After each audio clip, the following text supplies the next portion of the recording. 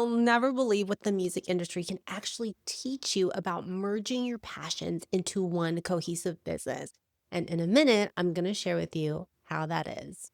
Stay with me because I'm going to be sharing with you some identity pieces that nobody else is talking about when it comes to creating an aligned business. And I'm going to share with you how some pieces of yourself may be blocking your clarity without you even realizing it. When I first started my content creator journey, I felt very torn. I originally launched this YouTube channel sharing sewing videos and DIY videos, but I couldn't ignore the other parts of me that cared so much for things like personal development, business, psychology, career clarity. I remember I would keep thinking like, oh my goodness, how in the world can I bring this all together in a way that makes sense? Even though every YouTube course I ever purchased or every coach I ever had really would drill into me on how to pick a niche and how important it was. And even as a retired advertiser who truly knows how important niching down is, when it came to YouTube and just content creation,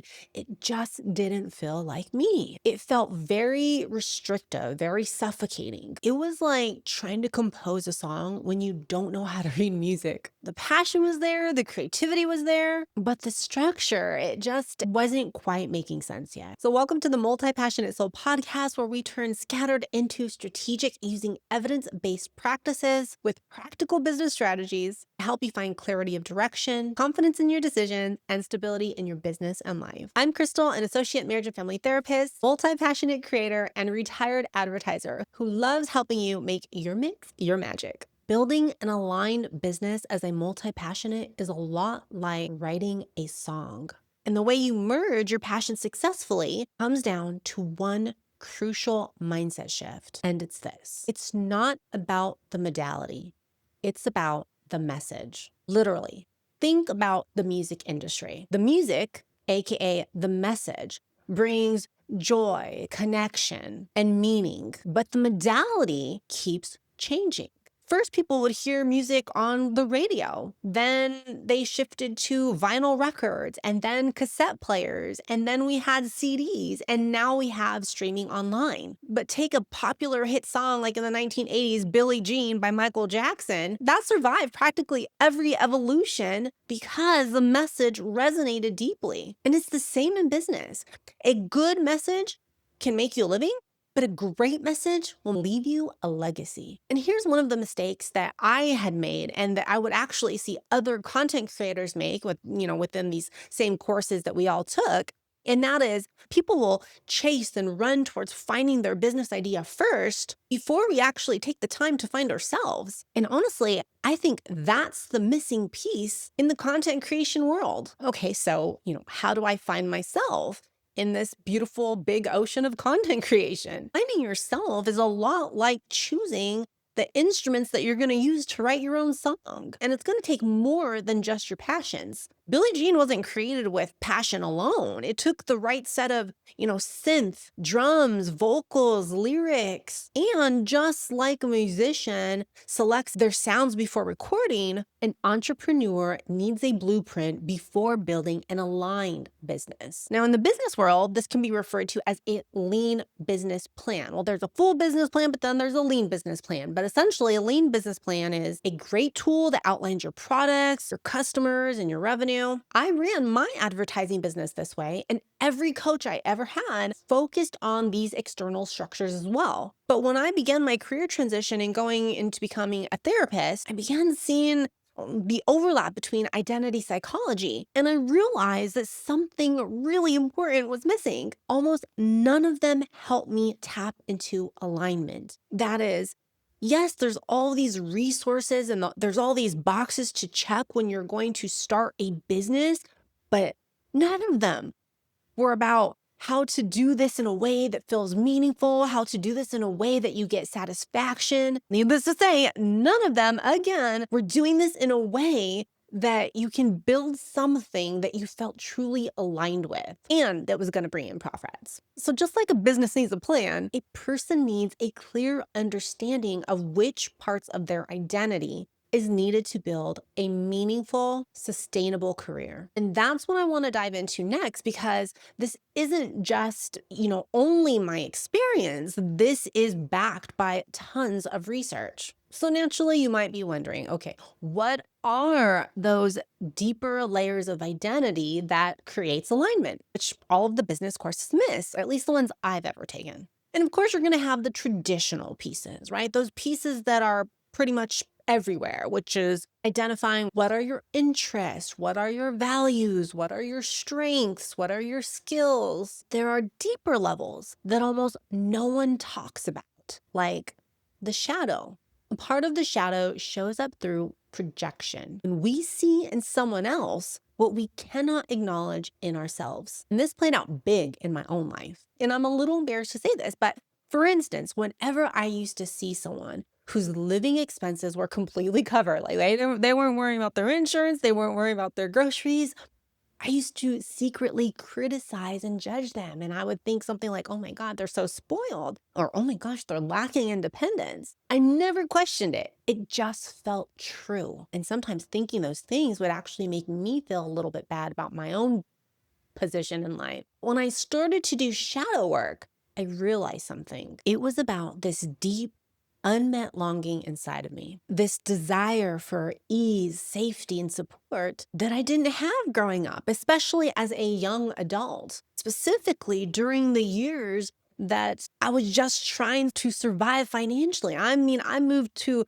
Long Beach living in my car, and I would have given anything, right, during that moment to have been financially supported. But here's the wild part. I'm genuinely proud of everything I've accomplished and my journey, but I can also now be honest with myself and say, damn, I would have loved to have felt that kind of security. And I can say that and I can think that with no shame or guilt attached to it. And once I acknowledged that, something literally like energetically shifted in me. Now, when I see someone receiving support, I can sincerely say, I'm happy you get to experience that.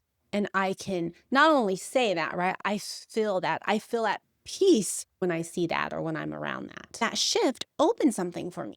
So seeing that or experiencing that, others are being supported and that others are receiving tremendous financial support, it has no hold over me anymore. So hopefully that's, becoming a little bit more clear as I explain that. But that shift had opened something for me. I want more abundance. And wanting abundance isn't a bad thing, right? It's human. Although our past wiring might attach shame or guilt to wanting or having more for yourself. And other parts of my shadow work help me accept an even deeper truth. That being that a traditional paycheck is just not for me. It never has been. And admitting that to myself is crucial. That clarity guided my career decisions because now I can move forward with the grounded confidence of I'm on the right path. And just a little bit of education about the shadow is in Jungian psychology. The shadow refers to the unconscious, disowned parts of your personality, the traits, emotions, impulses, or desires that your conscious self believes is unacceptable, shameful, or simply not who you're supposed to be. So you can think of it as your psychological basement where you store what your persona, basically that is your socially accepted version of yourself, doesn't want anyone to see. Oh, I get envious of this. I don't want anyone to know about it. Oh, I judge people for this, but I don't want to know. I don't want anybody to know about it. So I'm just going to hide it. I'm just going to hide that. But here's the thing.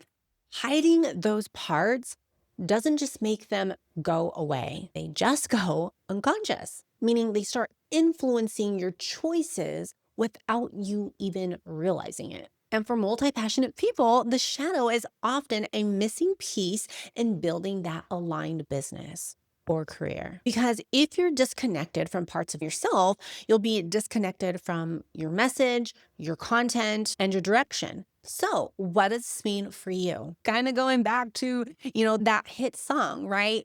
Takes more than just one instrument to create a hit song that's going to last generations, right? That it's going to take more than just your passions, your skills, and your values to start building an aligned business. It's also about reclaiming the parts of yourself that you've been avoiding. And when you can integrate these unconscious pieces, the shadow desires, the suppressed needs, the parts you judged or hidden, you'll finally step into the version of you that can create a business that feels aligned and true.